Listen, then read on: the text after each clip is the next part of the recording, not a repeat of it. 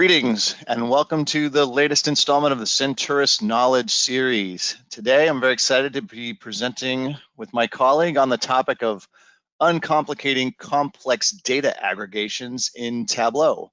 We'll be speaking specifically about leveraging table calculations and level of detail calculations. Our agenda today, after a brief introduction of our speakers, we'll get right into our topic du jour. We'll discuss what is aggregation, then get into default aggregation behaviors, dive into level of detail calculations, table calculations, do some demonstrations. After which, for those of you who are unfamiliar, we will do a brief Senturus overview and provide you with some additional great free resources. We encourage you all to stick around through that very brief section for the always valuable live question and answer section. So today I'm very happy to be joined by my esteemed colleague, September Clementine, who is a consultant and trainer here at Senturus. In addition to being much more photogenic than I am, Senturus is one of our most sought after instructors. Her students love her, giving her very, very high ratings. She is unique in that she's both fluent in both Tableau and Cognos and has over 15 years of hands-on expert level experience with a variety of BI platforms. And she's one of our most expert report developers on both of those platforms. September in particular enjoys mentoring clients and helping them solve their most complicated problems. So she's uniquely qualified to handle this particular topic. So we always like to, before we jump into the main presentation, we like to get a sense for our audience, and we give a poll. So we'd like to know from you today, what Tableau complex aggregations do you find yourself regularly using? And you can select all of those. So do you use table calculations? So quick table calculations or the actual calculation editor? Do you use level of detail calculations? Do you use regex expressions? Or do you do it old school where you use insane if then else or case statements in your calculations? Or are you really old school and you go back and you do it in the SQL? People are stingy today. They don't want to give their votes. All right. So we got about 3/4 of you there today, and it looks like well over 3/4 of you use table calculations, less than half using LODs. Interesting, but not really surprising, and a very small percentage using regex. Not surprising there either. Those are complicated, and some people don't even know they're there. And then fully half of you go old school with the insane nested if then else statements, and a good 40% do it back in the SQL. Okay, that's very insightful. Hopefully you find these insightful and entertaining. So with that, I'm going to cede the microphone and the floor to September. September, go ahead. Thanks, Mike. So welcome all to uncomplicating our complex data aggregations. So as Mike mentioned, in this webinar, we're going to cover some common challenging data aggregation use cases. We'll show how you can often use level of detail calculations or table calculations to easily address some requirements that you may have. And this is going to be a really small sample of our new full day training where we'll have over 25 demonstrations on complex data aggregation scenarios in Tableau. It's now on our public training calendar, as well as going to be available soon with our subscription offering. And for those who are also considering Tableau Desktop certification, the full day class will be really, really helpful as part of that preparation as well. So first of all, what is aggregation? Aggregation is the process of combining data into groups. If you wanted to count the number of sales orders within a city, you would be aggregating or grouping sales orders by city. The type of aggregation can vary. You might want to count the number of cities, some city revenue, or analyze average city spend. Whatever the type of aggregation, you are combining data into groups. Those groups are defined by the dimensions that you drag into a view. The default way that Tableau aggregates data is at the most granular level for the dimensions that are brought into the visualization. So if you are counting, for instance, records for each state, the default aggregation would be a count of line item transactions per state, as opposed to a count of orders, which could include multiple transactions. Any dimension that is included on the rows, columns, pages, or marks card, excluding the tooltip mark, will be used to aggregate data. There may be times, however, when you want to aggregate your data at a different level of detail for a particular group. Level of detail refers to the granularity of data. Level of detail calculations allow you to override that default aggregation behavior. If you are analyzing average sales, instead of looking at average sales per transaction, the default, you may want to look at average sales per order or per customer. There are 3 level of detail calculations, frequently referred to as LOD calculations, that allow you to modify the default way that Tableau handles the aggregation. And those are include, exclude, and fixed. So again, let's say we're interested in average sales. We know that the default would be average transaction sales. But what if we want to know the average sales per city? Include computes aggregates for dimensions that are not directly used in the visualization. So those aggregated values can be further aggregated based on any other fields in the view. So we could use the include function to sum sales at the city level, even though city is not in the view, and then average those based on whatever dimensions are in the view, perhaps state or some other combination of dimensions. Exclude will ignore the specified fields when computing the aggregate if it is present. And fixed only uses the specified fields when calculating the aggregate. Let's look at a few use cases, and we're going to build out a few of these during the demonstration portion of our webinar today. Include expressions typically use aggregated data that's a higher level than the transaction. So if I wanted to compare the average amount per transaction to the average amount per order in the same visualization, an LOD calculation is a really easy way to do that. Complex or mixed aggregation scenarios, of course, are not unique to Tableau.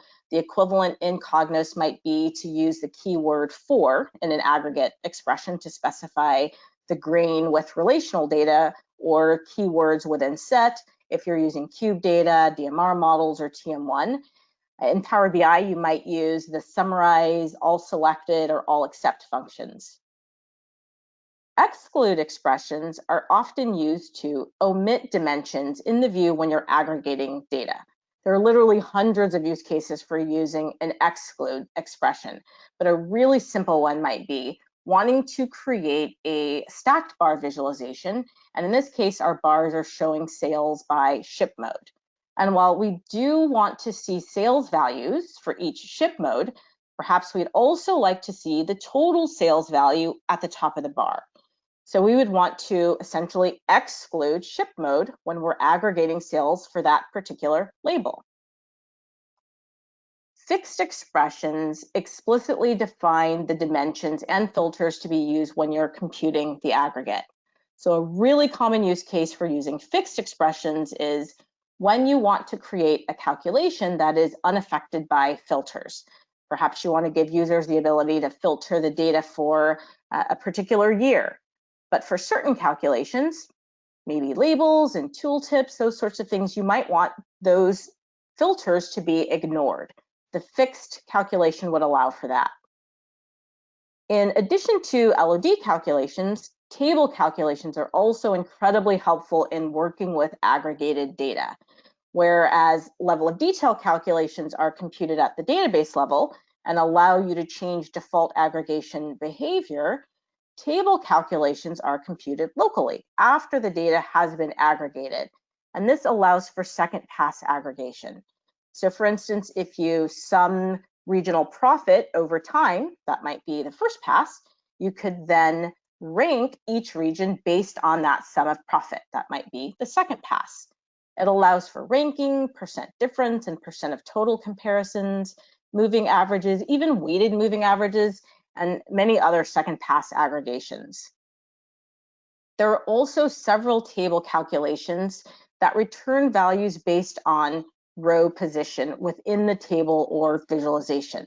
Index, first, last, lookup, previous value. These are really useful for simplifying a variety of challenges.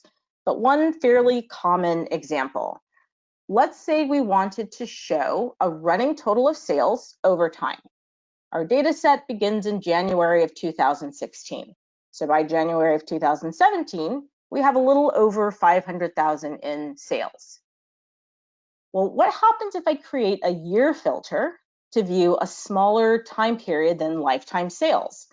If I filter for the year 2017, then I don't have the running total sales data from 2016. I'm only seeing the 18,000 in sales from January of 2017 instead of that cumulative $500,000 value. Table calculations used as filters can easily resolve this, as table calculation filters are evaluated last, after all other filters, and after any table calculation expressions like a running total. Okay, so let's go ahead and get into the demonstration portion of our webinar, and we'll see a few of these techniques in action.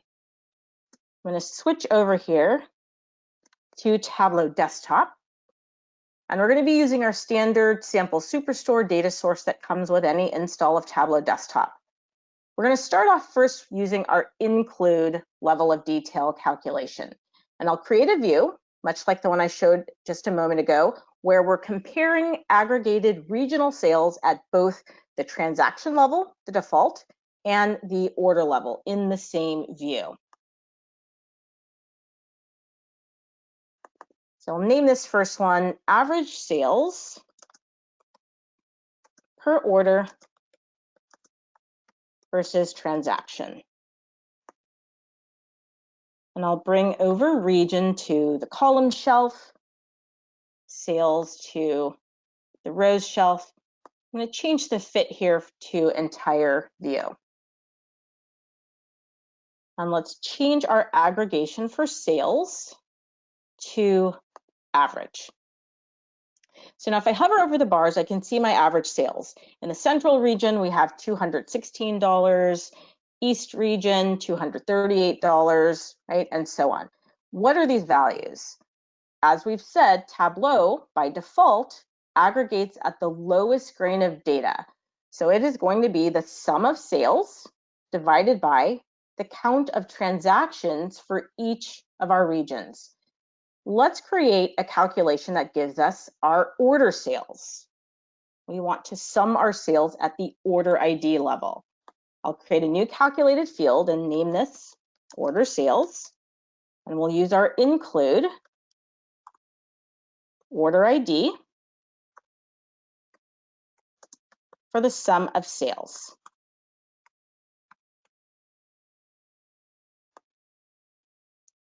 And I'm going to also set the default format to currency.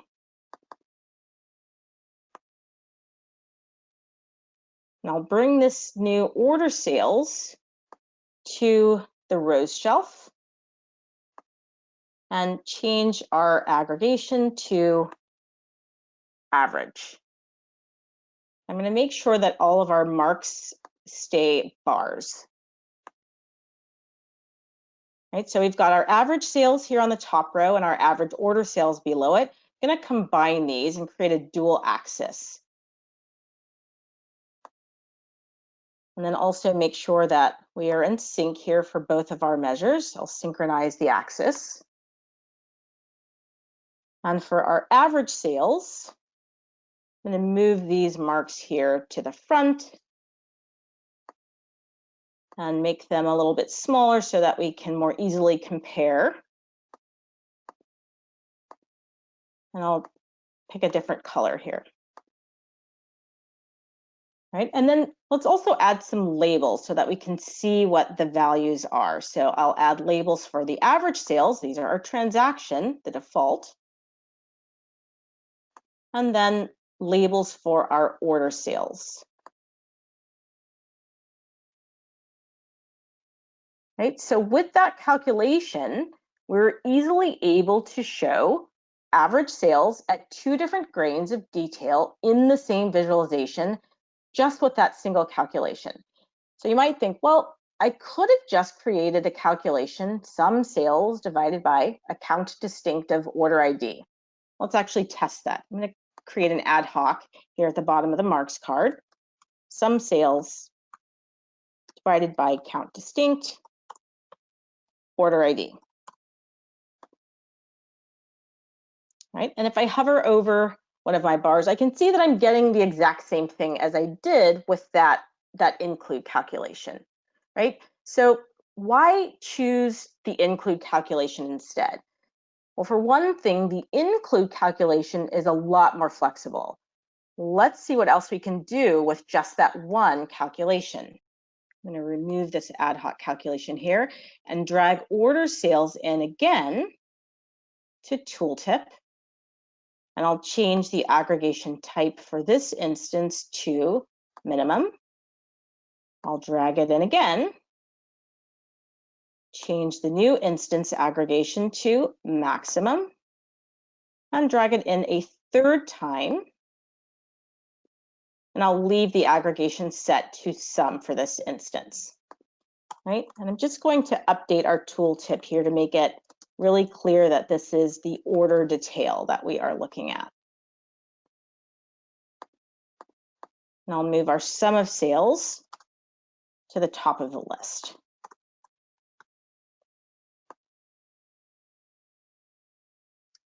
Right, so we can use our level of detail calculation to not only view the average order amount per region, we can also use it to see what was the maximum sales amount on any single order in the region. What was the minimum order amount on any single order in the region? And what was my total sales amount for the region? Also, because we use the include keyword, any other dimension in the view is used to further aggregate those values. So while we started off looking at comparisons by region, we could look at them as well by any other dimension. Let's say we want to see these comparisons by year. I'll drag over order date and replace region with order date, right? So now we're comparing transactions for each year to the order, right? If we expanded our year out to quarters, again, we have our exact same comparisons, but now we're able to compare at the quarter level. So a really simple solution to a potentially complex requirement, and it can be used for really many other things, not just in this visualization, but potentially other visualizations that might be used on a dashboard. Next, we're going to create a stacked bar visualization, and we'll use exclude for this example. So we want to create a stacked bar that shows regional sales by ship mode. We want value labels for each ship mode, but we'd also like total sales values at the top of each of our bars. So we want to exclude ship mode from that instance. I'll name this new sheet regional sales by ship mode. And again, we'll bring region into the columns, sales to the rows. And let's drag ship mode to color.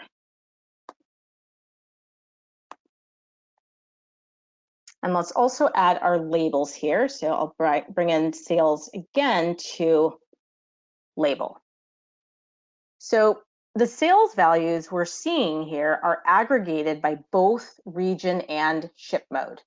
By default, again, anything on the rows, columns, and marks card, excluding tooltips, will be considered when aggregating measures.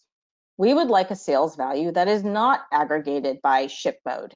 We want to exclude that from the automatic aggregation. I'm going to create a new calculated field, and I'll name this sales excluding ship mode.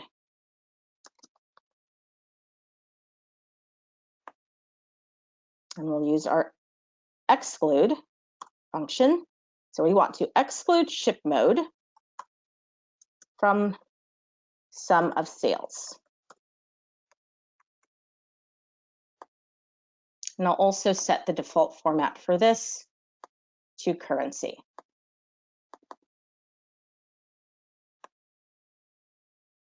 And I'll drag this new instance to the rows shelf.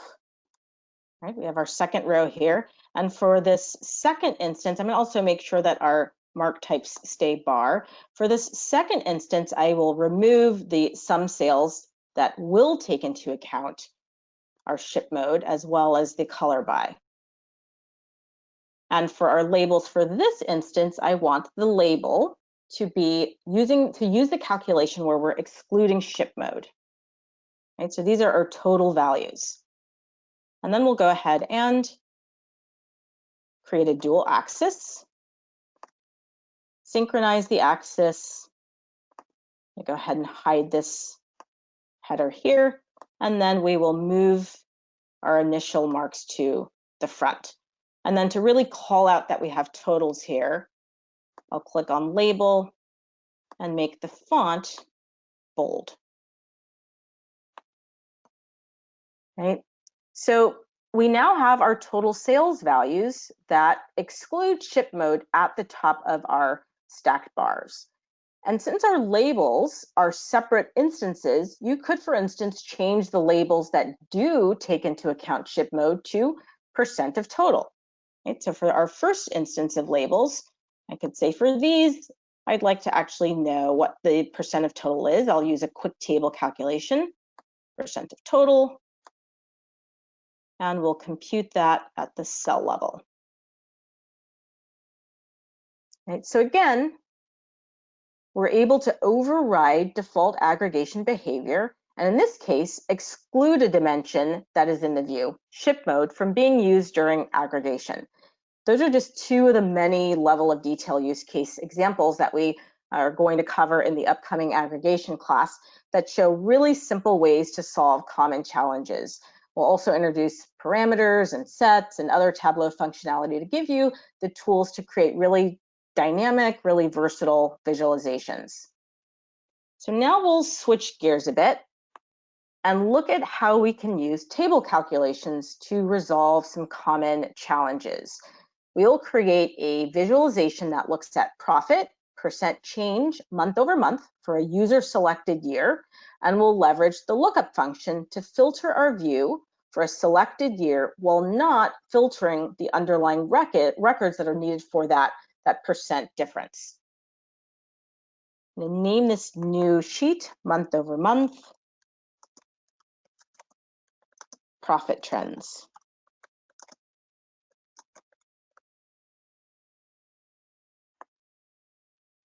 And I'll drag order date to the column shelf, and we'll change this to continuous months, and profit to the rows shelf. And I want to make sure that this stays a line visualization. And I'll drag a second copy of profit also to the rows shelf. So for the second instance, I'm going to add a table calculation. And the calculation will be the % difference from. And I do want the % difference based on the previous month. So I'm going to leave this relative to set to previous. I'll also add labels here for our % difference, as well as coloring our marks based on % difference. And for these, let's choose bar. So now let's say we want to create a filter for year. I'm going to go to my order date, show filter, and I'll change this to a single value list. So for the year 2016, this is our first year of data. In this second row, our % difference, we're not seeing a value for January.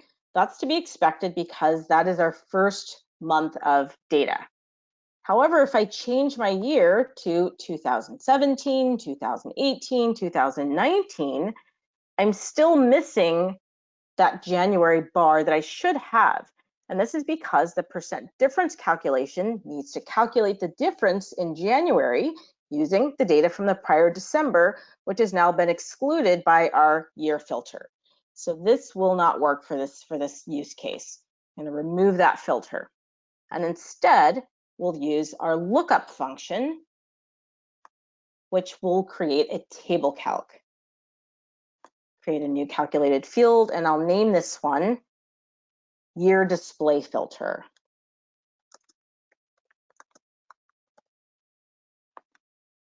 And the calculation will be lookup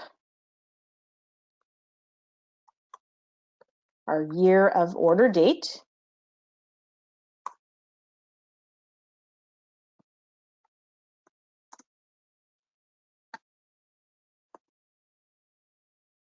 so this calculation is going to return the year value for every month on our x-axis.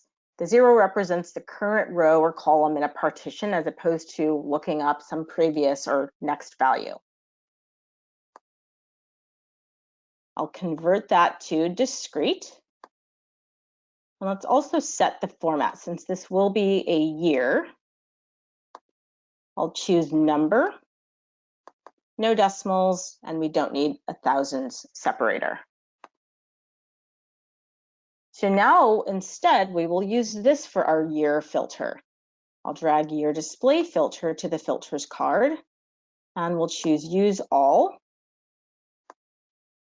And notice the triangle on the end of that year display filter pill, indicating that it is a table calculation. And let's show filter. And again, I'll choose single value list. Right, so for 2016, of course, we don't expect to see a January value, but for 2017, we now have January, 2018, 2019. We have our values returned. And this is because we're using a table calculation for our year filter.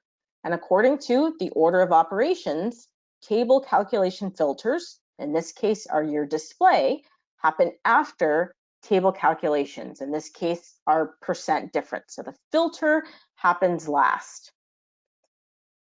Another common business need is looking at averages for various metrics. An average can be created in Tableau, of course, by using built-in aggregation gestures or some other calculation techniques like we've talked about. But for those methods, they give equal weight to each value in the set. Often when calculating an average, we want to vary the weight of values or our observations based on varying degrees of importance. So perhaps we want to weight something recent more heavily. In this last demo, we're going to create a time series visualization that shows profit compared to a more complex user-selected weighted moving average of profit, and we'll leverage our previous value function to do that. And we'll name this last one weighted moving average.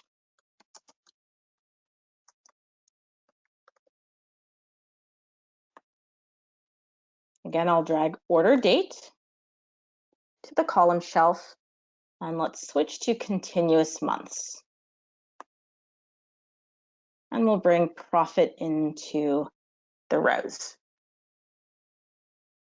And let's add a filter for year. I'll change this again to single value list. So first we'll create our unweighted average here. Create a calculated field, and we'll name this profit moving average. And we'll use our window average function, sum profit. And we'll use our first function and a 0. So this is our unweighted moving average. It tells Tableau to create the moving average, in this case, using all values from the first in the partition through our current value. And I'll set the default number format for this as well to currency.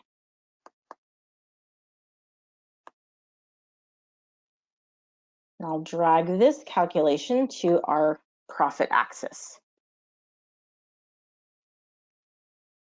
Next, we'll create a parameter to capture the user's desired weight given to the current value in the partition.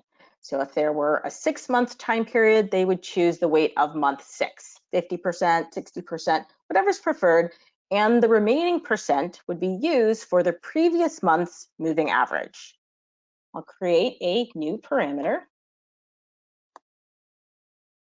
and I'll name this current value weight. And we'll keep the data type set to float. And for our current value, we'll do 60%. And we'll have a range of allowable values, the minimum being 1% and the maximum being 100%.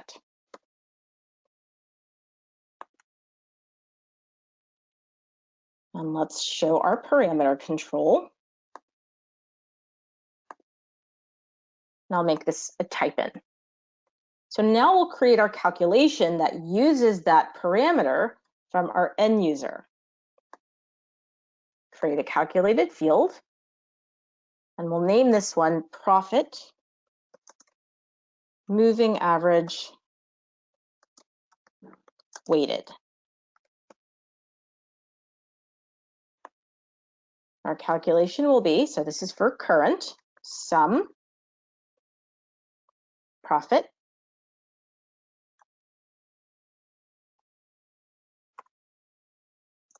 multiplied by our current value weight. And we'll add that to our previous value, sum profit multiplied by 1 minus the current value weight.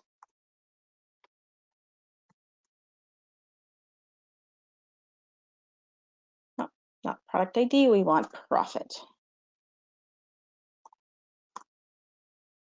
There we go. And we'll format this as well as currency.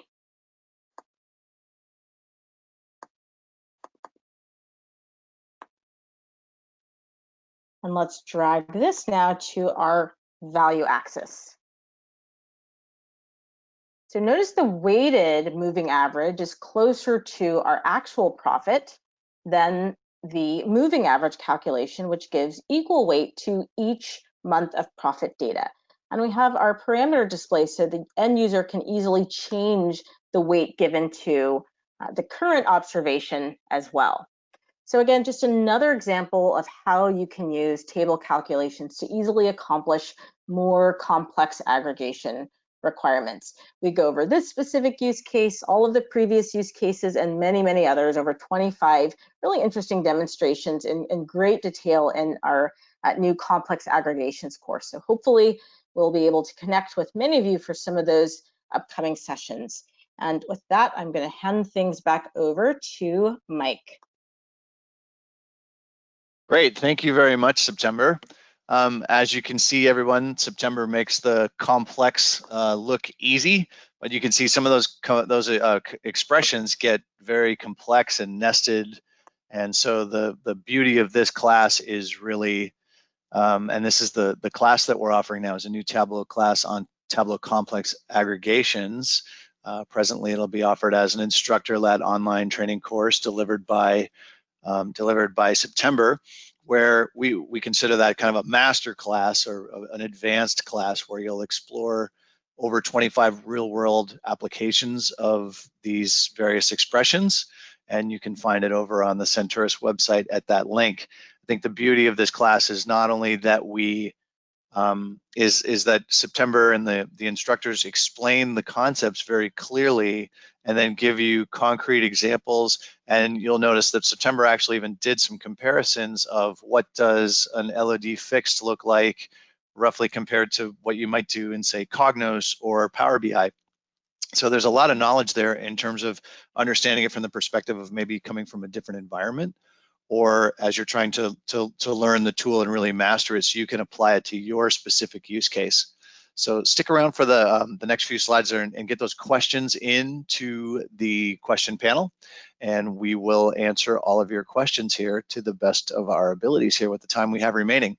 So at Senturus, we concentrate our expertise solely on business intelligence with a depth of knowledge across the entire BI stack. It's all we do all day, every day. Our clients know us for providing clarity from the chaos of complex business requirements, disparate data sources, and constantly moving targets. We've made a name for ourselves because of our strength at bridging the gap between IT and business users, and we deliver solutions that give you access to reliable, analysis-ready data across the organization so you can quickly and easily get answers at the point of impact in the form of the decisions you make and the actions you take. Our consultants, as you can see from the full spectrum of BI services slide here, are experts in the field of analytics with years of pragmatic real-world experience and experience advancing the state of the art. Folks like September who have over 15 years of experience doing exactly this, from dashboards, reporting, and visualizations to data prep and modern data warehousing, data warehouse migrations of BI environments to the cloud or mixed environments, including security, et cetera, software to enable bimodal BI and platform migrations, and various other services, all related to business intelligence. We're so confident in our team and our methodology, in fact, that we back our projects with an industry unique 100% money back guarantee. And we've been doing this for a while. We've been doing this for about almost 2 decades at this point. You can go to the next slide, September. We've worked across the spectrum from Fortune 500 clients to the mid-market, solving business problems across many different industries and functional areas, including the Office of Finance, Sales and Marketing, Manufacturing, Operations, HR, and IT. Our team is both large enough to meet all of your business analytics needs, yet small enough to provide personalized attention. We encourage you to visit senturus.com/senturus- it's a hard one to say, like sushi chef. Senturus/resources. Well, I'm really struggling with that. You can read it, where we have tons of resources there, from webinars like this one, where the recording and the deck, et cetera, will be on all things BI, up to our famous up-to-the-minute, fabulous, easily consumable blogs. We have some great upcoming free events, including What's New in Cognos 11.16. That'll be delivered by one of our partner IBM offering managers. That's on Thursday, April 16th at the usual time, 11 a.m. Pacific. And then we're doing a Tableau prep webinar, giving you an overview of self-service data prep for Tableau on Thursday, April 23rd at the same time. Along with that great Tableau prep class that we just added to our quiver, we offer complete BI training across the 3 major platforms that we support: IBM Cognos Analytics, Power BI, and Tableau. That includes corporate training, in-person group sessions when things abate here, in-person mentoring, which is really helpful in particular with tools like Tableau and Power BI, where once you get off the course materials, it's really helpful to have an expert like September to be able to coach you through very specific examples that you find in your environment, to the aforementioned instructor-led online courses, as well as self-paced learning. And you can always go to senturus.com for a lot of great resources, ranging from unbiased product reviews to tech tips, the aforementioned blog, and you can learn more about all things BI. We have some live product demos, dashboard comparisons across Tableau, Power BI, and Cognos, for example, and you can always see what's coming up that's new and interesting and exciting here at Senturus. So now that brings us to the Q&A section of the presentation. So we'll still, if you have any questions you want to put into the question pane, go ahead, and we'll try to get to all those in the time we have remaining. So September, hopefully you had a chance to maybe take a glance at those, but there was one question here where they were asking in your one of your first examples, where when you were doing the LOD exclude, and he's asking why the ship mode is used as an attribute and not a measure. So let's actually go, I'm going to go back to that one. And So you're seeing that the aggregation type is an attribute. Yeah, so when we drag that in automatically, that's going to create an attribute. That's not something that we had to designate or anything like that. It is a measure. It is a measure, but the aggregation type is attribute. So you'll notice that whenever you connect to data, by default, Tableau will set the default aggregation to some. You can always change that to average or something else like that. But when you are using level of detail calculations, the default aggregation type is attribute. An attribute is actually an aggregation type, just like min, max, count, all of those. I also noticed there's another question about could we have used another way of getting a total sales value? And the answer is absolutely. For a lot of the things that you'll be able to use level of detail or even table calculations for, there could be other ways of accomplishing the same thing. And so the beauty of taking the class is we'll actually show that. Oh, we might have accomplished this in this other way. However, the level of detail gives you this additional flexibility. Or maybe the level of detail calculation is going to perform better because it's at the database level. But absolutely, there will be alternate ways of accomplishing the same thing. Let's see, there's another, someone says, hopefully the class will go more slowly than the demonstration. Absolutely. So, right, in the webinar, we really wanted to just give you a flavor of what's possible and what's going to be in the class. During the class, we'll go really slow, step by step. We'll talk through everything. If there are questions, we'll talk through all of that. So absolutely, the class will go quite a bit slower. Yeah, we try to convey a lot of information in these, and certainly the person who asked this question mentioned they're new to Tableau. If you're new to Tableau, this could certainly be a little overwhelming. So you'd want to start back with one of the easier classes. But we one of our other instructors uses the term, we're like the Marines, where we have no man left behind. So we make sure that everybody gets through the material and understands all the concepts. But this is definitely top of that pyramid in terms of the complexity, but it's also in terms of the power and the questions you can answer beyond basic questions in Tableau. This really enables you to go way beyond what you can kind of do out of the box, and September makes it very, very clear. But yeah, we do go slower, much slower in the class. So how do you know when to use LODs from a best practices perspective? So I would say a lot of it is like anything, it depends. If you are working through performance challenges, you might choose an LOD because the database is doing the work. That said, table calculation, you can create things using an LOD or a table calculation in some cases, and we talk about this a lot in the class as well. But you might use a table calculation because the set of data that you're bringing back is so small that even though it's computed locally, it's going to be more efficient and you don't have to worry about speed of other things that are going on with the database and those sorts of things. So it depends on your specific use case. But also you might use an LOD just because it's more flexible. Instead of creating 10 calculations that are various grains of aggregation, you could use an LOD just to simplify things. It's just a lot more flexible. So a lot of that will depend on what you're trying to accomplish overall with your workbooks. That's a great answer. There's another question that's more specifically about that, using that same ship mode. I think you could use the exclude to arrive at the black labels. Oh, I guess those are the labeled the marks. Should you indicate this so that the user knows what those labels indicate?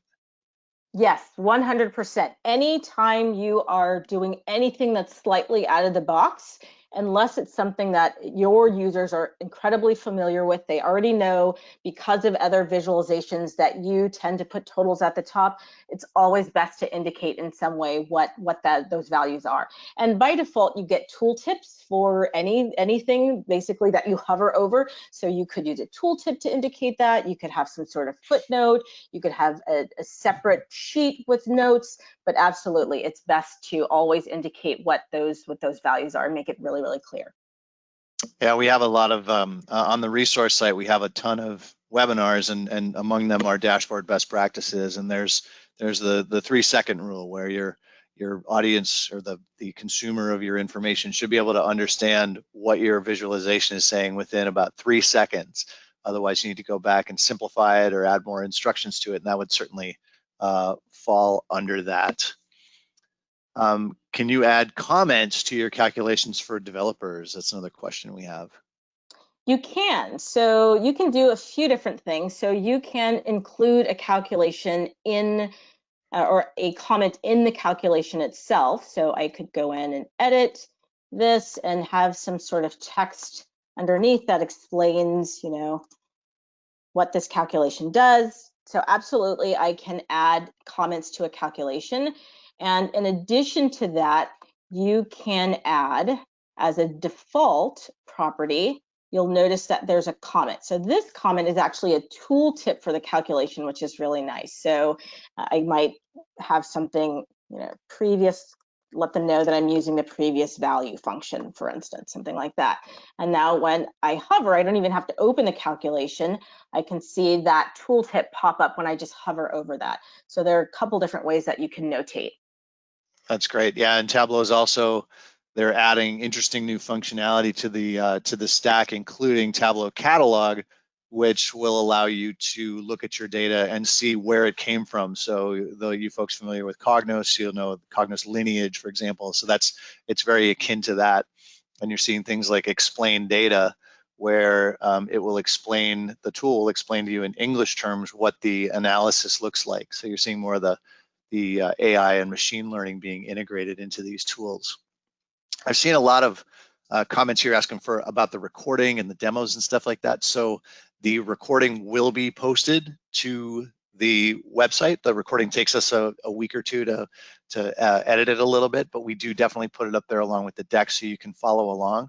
And most of these courses are available as CBTs or e-learning that you can go through at your own pace. And we even offer all access passes for, say, Cognos, or if you want all of our Tableau classes or all of our Power BI classes, or all of the classes. So those are great kind of options for those of you who might be working from home and looking to sharpen the sword or keep your skills up while you're stuck at home. So those are all the questions that I see in there. We're coming towards the top of the hour. So with that, I want to thank, first and foremost, September for a tremendous webinar. It's a lot of great info there. And thank all of you for taking time out during these challenging times to spend some time with us. And hopefully you learned a lot here today. Hope you're all being safe and staying healthy and washing your hands thoroughly and frequently. And thanks for joining us. And we look forward to seeing you on the next Senturus Knowledge Series presentation. Thanks a lot and have a great rest of your day. Bye now.